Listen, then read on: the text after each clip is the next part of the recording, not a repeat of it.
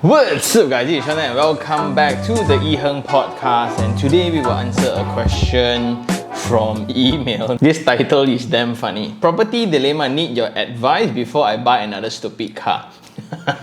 So this is from TK. Hi Sean, I've been following your channel for quite some time. Honestly, you've planted the property investment mindset deep in me. So thank you for that. Here's a bit about me. I'm TK from Kuching, Sarawak. I'm 28 years old now and I work as a project manager earning 8,000 per month with money expenses around 6,008. Now, here's my guilty confession. I own 4 cars. Yes, I really love cars. And I'm already eyeing a Toyota Harrier when my baby arrives. I know I should be buying property instead, so I'm writing to you before I make another stupid purchase. I have 500,000 in FD and 100,000 in EPF. Currently, I own a second-hand double-story landed house in Setakan Jaya, bought for 418,000 with an existing tenant. Money installment is about 1,450, but my rental is only 900. No reno or furniture required, and my agent say that area can fetch up to 1,002. Also, the surrounding new built properties are selling around 420,000 for single-story units and 620,000 for double-story ones. My question, is this property still worth keeping, given it's below your 85% rule rental coverage advice? Second, I'm staying at my uncle's single-story corner house with my mom, wife and soon-to-arrive baby. My uncle doesn't live here. He bought it in 2015 for 280,000 and spent 150,000 on the renovation and extensions. Neighboring intermediate units are going for 400,000 now, so the corner lot should be higher. Do you think it's worth buying this house for capital appreciation? But I won't stay there as I don't really like the way my uncle renovated it. I want to buy my own home for long-term stay, which is 10 to 20 years time, until my child finishes school and maybe studies overseas. I know a new project will be launching soon in my preferred area, 1,800 square feet landed double-story project for 7 to 800,000. Alternatively, I could buy an apartment for 5 to 600,000. I want to eventually own 3 properties or more, but I'm worried about risking my savings. Which path makes more sense, landed or apartment? But like you always say, property won't make us rich, it only keeps us rich. Fourth, if I go for an 800,000 own stay property, how much down payment should I put? I know foreigners drool over Malaysia's 90% financing for the first 2 properties and 75% for the third. My first property was the 418,000 house I mentioned. I put 80,000 down to reduce interest. Should I do the same for my next property or only later? Lastly, why is Sarawak property so expensive when there's still so much unused land? Our living costs here can match West Malaysia's, yet our salaries are lower. I hope my situation is interesting enough for you to feature. I think a lot of people here in Sarawak face the same temptation and struggle with whether to buy for own stay or investment. Thanks, TK. So thank you very much, TK, for writing in. I really appreciate it, and I do really miss East Malaysia lah. Like, I've been to Kuching already, I've been to KK already, and whatever you say, it's true. The very first thing is the legislation, that land administration processes are also very, very different, but the dynamics are crazy. It's really different compared to what we have around West Malaysia area, specifically KL area. And that's what I really like about real estate. Although when you compare KL and Selangor, basically it's the same area lah. But when you go to Ipoh, different dynamics. When you go to Penang, different dynamics. You go to JB, different dynamics. East Malaysia, West Malaysia, different dynamics. And that is what I really enjoy about real estate. It's a very micro setting topic, like to the street. As a foreigner trying to describe Malaysian to a person versus a local trying to describe Malaysian to a person, especially when it comes to neighborhoods or real estate, right? Oh, this road, right? 3 o'clock you cannot use because there will be schools. So the parents will all line up around that road, and where they hang out, they will hang out at the shop office right opposite. They will go to this restaurant, and here you will see a lot of auntie popet there. Then on Thursday night there will be a pasar malam there. Then on Saturday there will be a recycle activity every second week of the month. Then on Sunday you will have Tai Chi, so you don't come to this Padang or whatsoever. So all these kind of micro elements, right, are my absolute obsession when I do real estate reviews. And something about guys in other locations beside KL. Okay, I realized I was very into cars as well when I was working in Johor, because back then I need to travel like 40 to 80 kilometers averagely a day because I need to go to land office, go to this side, go to that side, then I go back home. So I travel a lot. And when you drive a lot, you spend a lot of time in the car, then it totally makes sense to have a better car. And I was driving from JB to KL every week for about 2 years time. So it felt like a total investment. It's also safer. It also gives you more comfort. So it gives you more energy when you reach the destination or whatsoever, right? And this is also aligned with locations without LRTs. Like in KL, somewhat certain locations already enables residents to live without owning cars already. Like TODs where you have malls in the bottom, direct connection to the LRT, then you can go straight away go to KLCC or TRX or Bangsar South, wherever you work now, right? Then for occasional weekend runs or you want to go visit KL or whatsoever, right? There's always Grab, there's always other alternatives to move around. So by living in KL,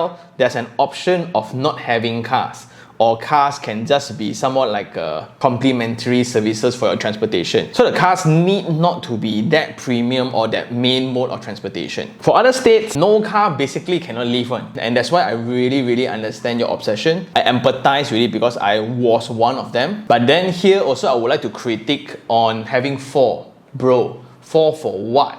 Because this is going to be the main thing that answers your question already. Here you say that should I get a high-rise or landed, right? No need to think really. Unless you buy a condo unit that has 4 car park space or 5 car park space, you will need to settle in a landed home and not even a stratified landed because there is dedicated car park spaces. You will only need to resolve to landed individual title houses where it's a free for all car park setting. So you will park 1 in the house, 2 outside and 2 at the roadside somewhere lah. Most likely it's like that no? And personally, these are the neighbors that I absolutely hate. No offense, but I'm just putting it out there, right? Because I've been through it. When I was staying still with my in-law when we got married, because it's a kind of rich area, so in 3 neighbors, right? 3 neighbors in total, there were like 26 cars. My family, every person has 1, so that's about like 5 cars already. Then next door is a very rich uncle where he has like 12 cars. Then another side they will have like 8 cars. So it's about like 25, 26 cars, and every now and then they will buy and sell and trade, right? It's because it's their hobby. The main problem is because it's an individual title. So if I were to park next to your house, right? You got no right to correct me and you got no right to ask me to chow. So the most common topic that neighbors always argue about for landed homes is always about car park. So may I suggest, right, whether or not we will be rich by investment or whatsoever, right, just by controlling our purchase, we will for sure hit half of the target already. Unless you are superb in your car selection, your eye for detail on the trends, you got a GTR or you got a 911 Turbo S that appreciates in value, almost everything else, right, all goes down the drain one. And just to make a better comparison so you will be aware, right? If you were to put the money that you used to spend for the cars, right, on Bitcoin, on Maybank stock or whatsoever when you bought it, you wouldn't need to write in already because you definitely have the money to buy more already. But on the good side, 28 years old, earning 8,000 per month, and your money expenses is 6,000, I think 60% of it is your cars. 500,000 in FD, 100,000 in EBF. But you still have a very solid savings. So that's good for you. Again, it could have been more. It could have been more. Okay, so you own a double-story house which is 418,000. This is about the 85% rule. Now the new double stories around the same area is about 620. So the question is whether is it worth keeping because the 85% rule doesn't really apply anymore.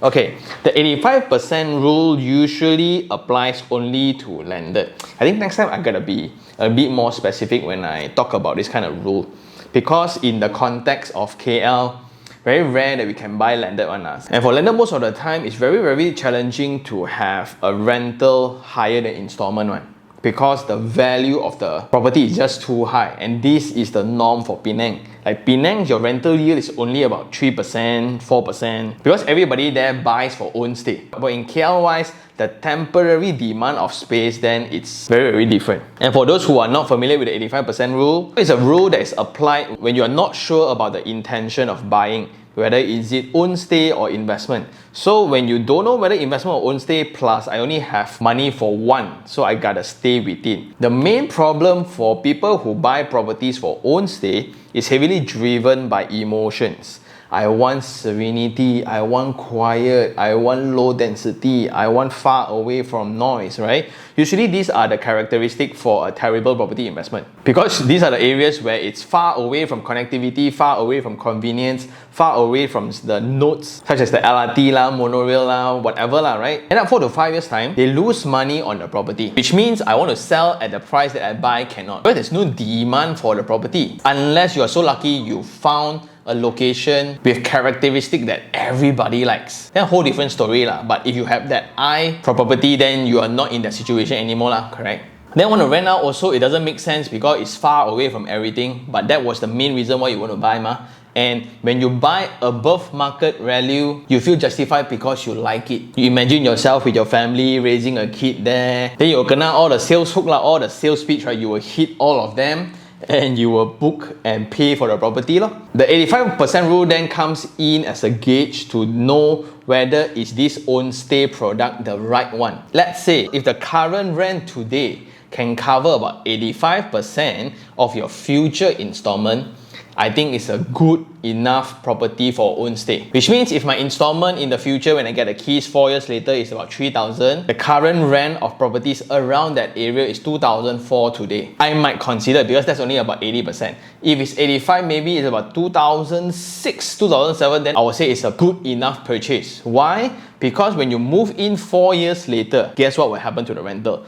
Let's say it stays the same. It's still fine mah. And when you stay in for 5 years time, you want to rent out, not too bad. You want to sell, also there will be demand, because the rent actually indicates the demand of space within a certain address. But for landed, then it's a whole different thing, because who will rent landed versus who will rent apartments connected to LRTs comes with facility and security. Very different people. And you compare that against the selling price of the property, right? There goes the yield lah. So to a certain extent, I think apartment is a better alternative of investment compared to landed. If you go into NAPIC data, the highest price appreciation for houses, right, it's not landed, it's double story terrace houses. Those are the highest in demand, the nasi lemak property for all Malaysians. Okay, the closest ones next to it, number 2 is apartments. But within holding the property, it's easier for apartments to have yield higher than the installment. It means that if I were to rent out 6%, 7%, you need to put in some work to find for it, but they exist. Especially like within our community, within our portfolio, it's all about that range. So every single month is positive cash flow. You don't have to worry about things. Of course, the capital appreciation is different compared to the landed. Landed, even though you pay 1 million or 1.5 million for the property, every month you need to pay about 6,000 to 7,000 in installment. Rental 2,005, 2,006 maybe. But in 5 years time, will people buy your house in 2 million? Most likely. But if you calculate back every single month, you bleed that amount, right? Like let's say every month you need to pay extra 5,000 after minusing the rental, right? Then you calculate everything, right? Do you then make money, right? Let's be very honest about this lah. Again, this is a context in KL, in Klang Valley, where there's more high-rise focus, okay? In Kuching, then it's a very different market. So for your first question, is this property worth keeping? In my opinion, yes. Why? You bought 418,000, so now let's say new ones is 620, right? Will people pay 550 for an older one? I think so. So have you enjoyed capital appreciation? Most likely. So you also say the rental there is about 1,200 already. Your monthly installment is 1,450. So you minus, right? Every month you merely need to cough out about 250 plus utility, chop here, chop there a bit, about 400 ringgit. And if you understand installment, if you understand housing loan calculation, right? Basically the installment that we pay every single month is divided into principal and interest. So to be a bit more accurate, across the first 10 years of installment payment, 85% of your installment amount goes to interest. It means if you pay 1,450 every month, okay, let me do the math. The interest of the house is 1,232.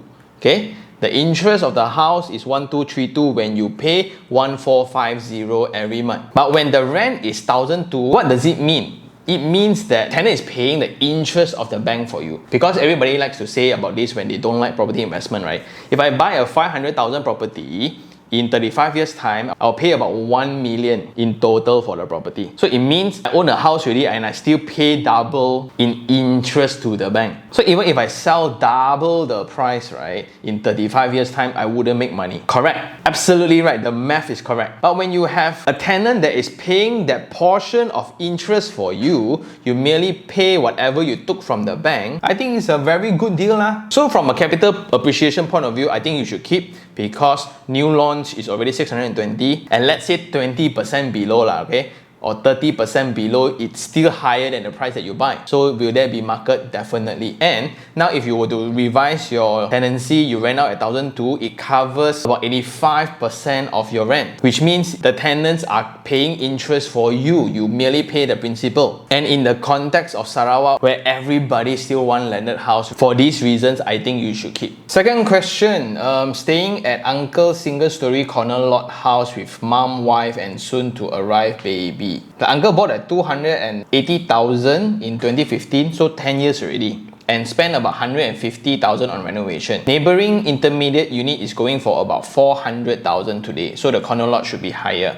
Do you think it's worth buying this house for capital appreciation? But I won't stay there as I don't really like the way my uncle renovated it. This then a bit tricky, because within this statement, right, you already have a pre-assumption reasoning. And there's one more information lacking, like it's like what price does he want to sell to you? And for those who always say that property cannot make money, you just do the math, okay? So in 10 years time, 400,000 minus 280,000, he makes about 120,000 already in 10 years time. Right? A lot of people like, yeah, 1 year make 12,000 for what? A waste time, right? But if you calculate based on percentage, you 120 divide by 280,000, it's about 43% appreciation in 10 years time. Then a lot of people who criticize, 30 years time property double where got so easy? No, in 10 years time it's already 43%, right? But everybody always confuse amount with percentage. That's one highlight, right? The other thing is, for landed typologies, there's a different dynamic between intermediate lots and corner lots. If today Sean has unlimited amount of money, right, I will just go to all developments, right, and sapu all corner lots. That will be my strategy, because everybody who buys corner lot is a different species or a different class altogether. And most of the time, the corner lot will be about 25% to 35% higher than the intermediate lot one. And for those who want to buy intermediate lot, right, don't know whether developers will listen to this and will use this into their pricing mechanism. If you want to buy an intermediate lot, if possible, buy the one next to the end lot or next to the corner lot. For example, if there's a row of houses, right, one end lot, one corner lot, right, buy the intermediate lot next to the corner lot, because the probability of the corner lot buying over your unit is higher than anything else. That's how you will make money also, because the only way they can expand their house is by acquiring yours. And that is the main characteristic of why real estate can be so expensive at times. It's finite, it's locked down in location. So it makes it very, very unique. So for TK, my question is, at what price your uncle is willing to sell to you? If he's willing to, because you're my nephew, right? You stay there so long already. Let's say intermediate is 400,000. Okay, now let's settle with 400,000. But yours is a corner lot, right? I think it's fine. Also, because you have your car obsession, it makes a lot of sense. And one main thing about own stay properties, this one a bit romantic and I don't really talk about this a lot. Maybe this is the right episode lah. Do you guys realize, like, for very successful families, right, instead of moving away to a bigger house, what usually these families do is they will continue expanding the domain of the house. So maybe you got one corner lot only, then suddenly they'll buy buy opposite, buy next door, buy and buy, because this one a bit superstitious. But when I stay in a particular location, My career is doing very well. Everybody is very happy. Everyone is very healthy. Nothing too crazy in terms of threats. And we have just passed period 9, so this is like a new period for the next 20 years. Everything is doing okay. These owners then prefer to refurbish or renovate the house, continue staying instead of moving into a brand new address, because there you need to deal with different uncertainties and different direction and different orientation whatsoever lah. So they like the certainty. This location is already suitable for the family, and this is also pretty common when you look into factories, when you look into companies doing business. Very rare businesses that are doing very good, right, will want to constantly relocate one. They don't want. They will relocate their production house, their store, their warehouse or whatsoever, never the HQ, because to a certain extent, they believe that the location gives them the right foundation to prosper in whatever that they are doing. So how I would like to think about this question is, if the price that your uncle is willing to sell to you plus the renovation to fix it to your liking, right, compared to the market rate of a house that you want to live in, that would be the right comparison. Like moving to your next question, right, you want to buy a double-story house of your liking in a new location, right, it's about 800,000. Okay, so double-story 800,000, the one that you like, versus now if your uncle sell to you at market rate 450,000. Let's say discount 400,000, you plus 50,000 for renovation. Do you save money or do you earn money? You see where I'm going? So that would be the better comparison. And when you move into a new area, are you certain about the water supply, the electrical supply things? Because that is a pretty common issue for East Malaysia, and always got disruption one. KL, we complain a lot already, right? We haven't even seen KK issue, we haven't even seen Kuching issue. Then another question to you, TK, is you said that I won't stay there because I don't like the way my uncle renovated it. So if you were to do the renovation, will you still stay in the area? Again, separate out the house and the location. I may not like the house, but I absolutely love the location. Which one is higher to you? Because you want to stay in a house you really like, but far away from your workplace. You get what I mean? But this one is a bit more personal, so I don't think I can advise on whether you like or not. But from an investment point of view, the answer would be at what price. If he sells me at 218, which is the price that he bought at 2015, of course it's a good buy lah. Close eye, I buy. You don't want, you call me, I also will buy. At 280,000. But if you want to sell at 450,000 when next door is 400,000, then maybe ask him to fly kite lah. Then for the next question, again, the double story project that you wanted to buy is about 700,000 to 800,000, but the apartment is 500,000 to 600,000. Eventually, you want to own 3 properties or more, but you're worried about risking your savings. So which path makes more sense, landed or apartments? In Kuching's point of view, I think if you can buy, landed all the way. Like in KL, if I can buy and if I have holding power, right, landed all the way. But too bad lah, not enough money ma. That's why apartment is the only way out for me, especially when I started. But of course now within the portfolio, a lot of people also misunderstand this. Within my portfolio, there are landed properties, yeah. So like the latest Eco Ardens one and the one in JB, both of them, if not mistaken, the rental will be higher than the installment one. Let's see, haven't closed the deal for the Eco Ardens one yet, but let's see. But in your pathway, at this price range, right, if 500,000 can get landed or can get apartment, almost no brainer, definitely landed. But in Kuching, a lot of people think about Highrise as a business avenue to run Airbnbs, because the Airbnb tourism side of things there is very high, and that's how they like to calculate their investment returns for the property, which is not actually, it's business returns, not property investment returns. Then I would like to touch about the worried about savings portion. Ultimately, for investment, it's a personal journey, right? So don't get too FOMO or crazy of, wow, Sean got this amount of property, right? I'm losing out, so I should buy more. Or my this friend or relative, right, he's buying and buying, so I should also buy. We spoke about this on the previous episode before, but let's not tie the goal to number of units. If possible, tie to the equity built or the cash flow. So to me, instead of having 25 properties, a better target or goal would be 10,000 in positive cash flow from the portfolio. You get what I mean? Like, what's the point of having a lot of properties but all losing money one? But then I go around, oh, I got 12 properties, I got 15 properties but all losing money one. What for? I would rather have 1 or 2 properties but rental is higher than installment by 1,500, 2,000 per month. That should be celebrated more instead of the number of properties. I think this is the next level for cars also. Instead of having 4 or 5 mediocre car that you kind of like, right, you kind of get that one that you can daily drive, you can satisfy your needs within. You want to go business meetups can, collection meetups can, fetch your family, go buy grocer also can. That would be that perfect ride right? But of course the price will be different Instead of having 4 to 5 put there, every year gotta maintain them, fix them, waste space neighbors complain why this guy so many cars So I would only buy an apartment in Kuching if the long-term rent can cover the installment. Instead of using the Airbnb short-term stay rent, I will use the long stay rent as my gauge. So if you buy the 500,000 property, this is then the 85% rule application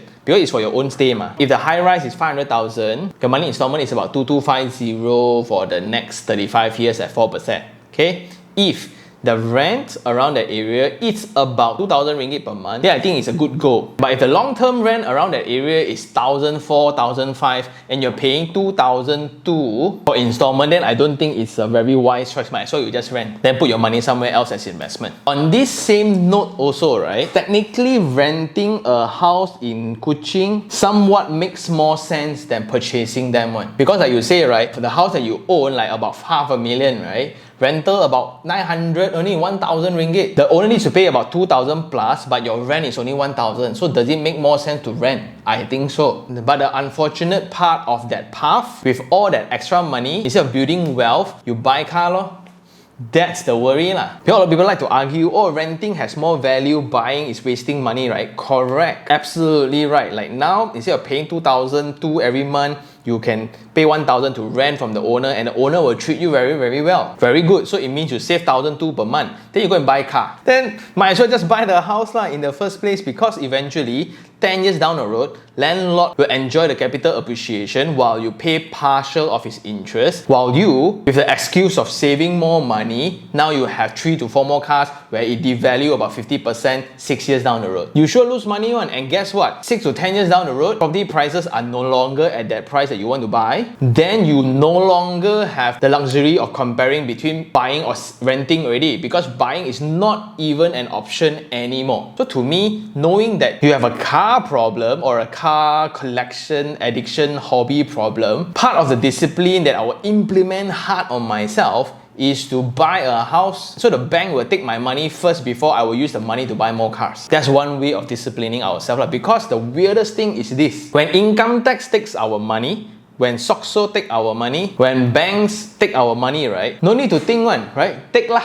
It's not like an option anyway. But when we start taking money out from our account for savings or investment, right, it becomes such a difficult task to do, which is very, very weird. And back to the first statement, right, you have 4 cars, right? I don't think an apartment at this price range can satisfy your need lah, unless you're ready to sell your cars. So in this question, I would strongly suggest to go for the double-story landed houses at 7 to 800,000. But the main hurdle for that will be your income. Because now you earn 8,000 per month and your monthly expenses are already 6,008. Bro, don't even talk about investment when you couldn't get your monthly savings in control. And the very harsh fact is you know you have a problem and you still deal with it. What to do? I have this obsession now. Also, the code that you put in within the email, right? Like you always say, property won't make us rich, but it keeps us rich. You are right, but you are not rich yet. Earning 8,000 monthly expenses, 6,008 with 1,200 disposable income, you're thinking about a Harrier and you complain about not buying a property that you live in because of the renovation and you debate about landed versus high rise. Bro, too far. Why do you need 4 cars in the first place? If you can sort out, right, if your monthly expenses is about 4,000, you are saving half your salary, then let's have a very good conversation. Because if you whack another Harrier, I think there goes your future, bro. And when you want to talk about your child finishes school and study overseas, have you checked out the school fees for international school or private universities? And at this rate of inflation, this rate of your savings, right, I don't think he can make it to study overseas unless he's super smart lah. Let's dramatize this a little bit, okay? 10 years down the road, what's the total worth of all your cars? Do you think it's going up or going down? Confirm down lah, right? But how much? 50% less? 80% less? And the weirdest thing is okay leh. Then you already know so many case study. The house you bought at 420,000, now new one is 620. You still don't want to buy more, but you want to buy the Harrier. The house that you live in 10 years ago is 280,000, now it's 400,000, and you still don't want to think about it, bro. And something about the 500,000 in FD also, I would think, okay lah, it's better than putting in your cars lah, definitely. But it's also a very lazy alternative. It's safe, but a very lazy one. Like APF is 1.2% higher, why not consider it? Blue chip stocks is higher, why not consider it? Crypto, Bitcoin is higher, why not consider it? Amount of allocation. And that's the thing, right, for all fanatics. Whether you're a watch guy, you're a sneaker guy, you're a car guy, whatever, right? If we can channel part of that obsession towards investment, right, we can find the same thrill, earn more money, and use part of that profits, enjoy more on our actual hobby. Not that difficult one. And question number 4. If I go for an 800,000 own stay property, how much down payment should I put? For the first house of that 420,000 one, you put in 80,000. Should I do the same for my next property? At the rate of how your financial control is, how your mode of discipline is in terms of financing, right? I think put as much as you can, but not really settling the principle. You can have a flexi loan, a full flexi loan, where you can put in more money to knock off interest, but in days of emergencies, you can still withdraw out. But bear in mind, please always check with the bank on how much loan you can knock off. Some banks allow you to knock off everything. Some banks only allow you to knock off about 50% because they still need to make money. And one more thing, some mistakes by the audience is during the construction period, they pour in all savings, meaning like it's a 700,000 property, they put in 700,000 because they don't want to pay any interest at all. But before the property is ready, now got emergency already, they want to take out but cannot. Some banks can, some banks cannot. So please do check, because most of the bank is after VP, after the project is completed, only you can withdraw money out of the flexi loan. Every bank have their own sets of rules, so please do check with the bank if you are using this mode. The next conversations to have is 500,000 FD or put into the flexi loan to knock off interest. See which one is higher, but I think housing loan is higher than your FD lah. So this one entirely up to you. For me, I will take as much loan as possible. For me lah, because I know what to do with my money. If you don't know what to do with your money, you compare with the next best thing within your knowledge, which is EPF at 6%. Can your investment generate higher than 6%? Cannot? Put your money in EPF lah. Don't need to think so much, man. So my suggestion still is to take 90% loan or full loan. Then with your extra money, after you settle renovation, you park into the flexi loan just to knock off interest. Then during emergencies, because now you are going to have a baby soon, right? There will be days of emergency where you need sudden amount of money, then you can still withdraw out. The only thing is again to check the clause of the bank when you sign up for the loan. And the last question is, why Sarawak so expensive? The amount of land there unused, although it's a lot, right? But doesn't mean it does not belong to anyone. A lot of people will always think like, wow, if you take a flight, right, from KL to Penang or KL to Johor, right, so much land. Two things need to consider: ownership and distance or relevance. Ownership means you think empty land means nobody want me, right? It belongs to somebody. So like in KL, I think available land owned by DBKL itself is like 3% only. That's why now it's very sensitive where they start converting padangs into developable land. That's why now it's a very, very sensitive thing. Everybody is keeping track on all the kawasan lapang, all the balai police to not be converted and sell to developers. Second thing, if you have a lot of land, would you stay in the middle of the nowhere? No, you still want to stay close to where it's convenient. That explains my theory of we will always pay more for convenience one. And that is why personally I always invest in city center area. Then if money is an issue, I will rent somewhere I want to stay myself. Buy where I invest, rent where I stay. But if money is not really an issue, you buy both lah, if you like lah. And the last thing I want to talk about will be congratulations on your newborn, right?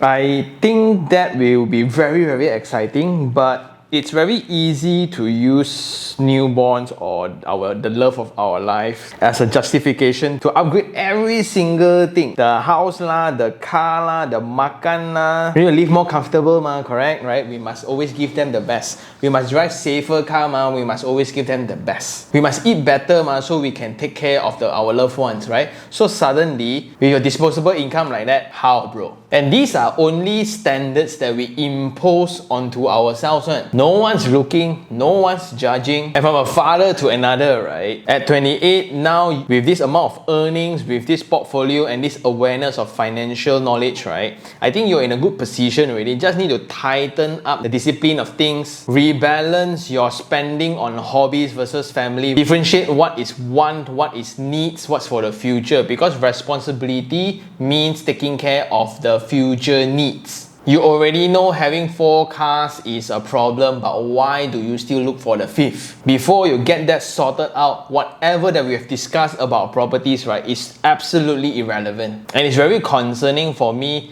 when we dial down 10 years down the road. Because again, as a father, right, when do we really need money as parents for our children? Education, number one, because actually they eat what we eat, almost the same. When you add another 10%, 15%, almost there. Man. But when it comes to school fees, like when he's 18, he wants to go into some university and it's going to be about $500,000. Where are you going to get that kind of money? And that $500,000 is at today's price.